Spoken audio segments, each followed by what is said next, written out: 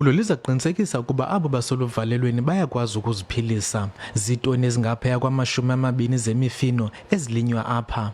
Le mifino ayondli amabanjwa alapha kuphela, bakwachubela namanye amaziko ezoluleko kwingingqi yeKaroo kunye namakhaya wabantu abadala. Oku kothula umthwalo emagxeni karhulumente ngokwasepokothweni. Even where we had farms before, we are now upscaling production in those farms so that we should not find ourselves in a situation where we buy vegetables which we could produce. Kwinyanga nje ezintathu amabanjwa alapha azokhele isikolo sawo, bakwavelisa izihlangu, impahla nezinye imveliso.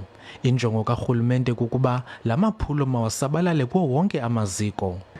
The project entails what we call to build the capability of the state to be able to be self-sustainable.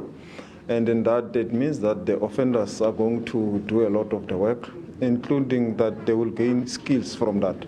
But also the state will be able to save costs as we are living in a very difficult fiscal environment. And this is intended that countrywide, the Department of Correctional Service must be able to be self-sustainable.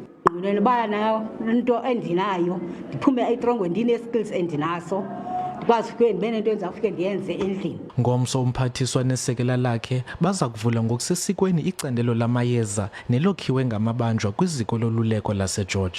Kwiindaba ze-SABC ndingusiphiwe Wobasi eTshoreni.